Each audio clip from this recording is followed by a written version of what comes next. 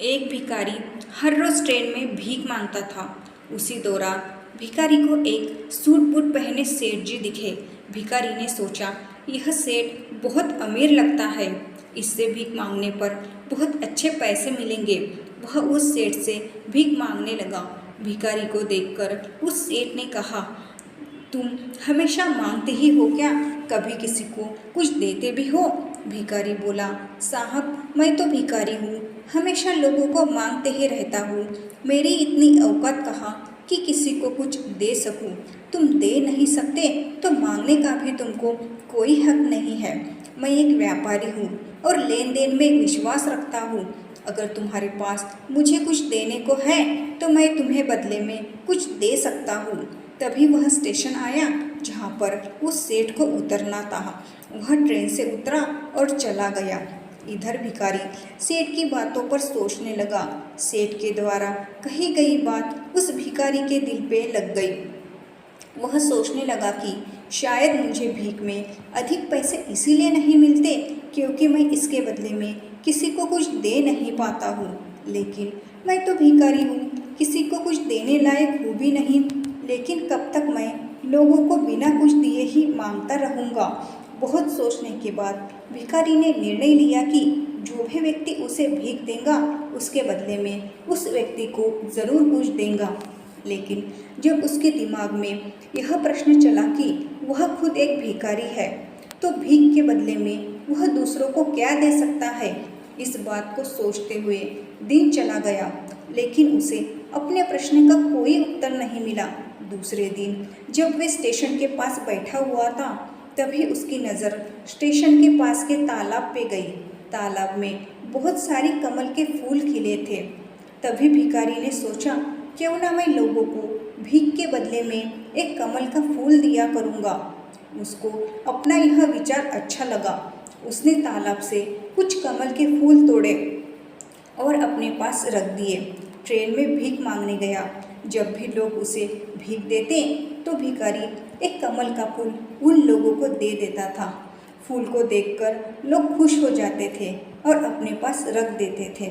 अब भिखारी रोज फूल तोड़ता और भीख के बदले में लोगों को बांट देता। कुछ ही दिन में उससे एहसास किया कि अब उसे बहुत अधिक लोग भीख देने लगे। वह उस तालाब के सभी फूल को तोड़ लाता था और अपने पास रख देता था। जब तक उसके पास फूल रहते थे तब तक बहुत सारे लोग उसे भीख देते थे। फूल बांटते बांटते ख़त्म हो जाते तो उसे भीख भी नहीं मिलती थी। अब रोज़ ऐसा ही चलता रहा। एक दिन जब भीख मांग रहा था तो उसने देखा कि वह सेठ ट्रेन में बैठा था, जिसकी वजह से उसे भीख के बदले में फूल देने की प्रेरणा मिली थी। वह तुरंत उस सेठ के पास पहुंचा और बोला, आज मेरे पास भी आपको देने के लिए कुछ फूल है, आप मुझे भीख दीजिए, बदले में मैं आपको कमल का एक फूल दूंगा। सेठ ने उसे कुछ पैसे दिए और भिखारी ने एक कमल का फूल उस सेठ को दिया। उस सेठ को यह बात बहुत पसंद आई। वह बोला, वाह क्या बात है, आज तुम भी मेरी तरह एक व्यापारी बन गए हो। इतना कहकर सेठ फूल लेकर आगे स्टेशन पर उतर गया। लेकिन एक बार फिर सेठ की कही हुई बात उस भिखारी के मन में घर कर गई। बार बार उस सेठ की बात पर सोचने लगा और बहुत खुश होने लगा। उसकी आंखें भी चमकने लगी थी। उसे लगने लगा कि अब उसके हाथ सफलता की चाबी लग गई है, जिसके कारण वह अपने जीवन को बदल सकता है। वह तुरंत ट्रेन से नीचे उतरा और बहुत जोर से ऊपर आसमान को देखकर बोला, मैं कोई भिखारी नहीं हूँ, मैं तो एक व्यापारी हूँ। मैं भी उस सेठ जैसा बन सकता हूँ, मैं भी अमीर बन सकता हूँ। लोगों ने उसे देखा तो सोचा, शायद यह भिखारी पागल हो गया है। अगले दिन से वह भिखारी उस स्टेशन पर कभी नहीं दिखा। एक वर्ष बाद इस स्टेशन पर सूट बूट पहने दो व्यक्ति यात्रा कर रहे थे। दोनों एक दूसरे को देखकर हंसने लगे। उसमें से एक ने दूसरे को हाथ जोड़कर प्रणाम किया और कहा, क्या आपने मुझे पहचाना सेठ जी? नहीं तो शायद हम लोग पहली बार मिल रहे हैं। भिखारी ने कहा, सेठ जी याद कीजिए, हम लोग पहली बार नहीं बल्कि तीसरी बार मिल रहे हैं। सेठ ने कहा, मुझे याद नहीं आ रहा, वैसे हम पहले 2 बार कम मिले थे। अब पहला व्यक्ति मुस्कुराया और बोला, हम पहले भी 2 बार इसी ट्रेन में मिल चुके हैं। मैं वही भिखारी हूँ जिसको आपने पहली मुलाकात में बताया कि मुझे जीवन में क्या करना चाहिए, और दूसरी मुलाकात में बताया कि मैं वास्तव में कौन हूँ। नतीजा यह निकला कि आज मैं फूलों का एक बहुत बड़ा व्यापारी हूँ और इसी व्यापार के काम से दूसरे शहर जा रहा हूँ। आपने मुझे पहली मुलाकात में ही प्रकृति का नियम बताया था, जिसके अनुसार तभी कुछ मिलता है जब हम कुछ देते हैं। लेन देन का यह नियम वास्तव में काम करता है।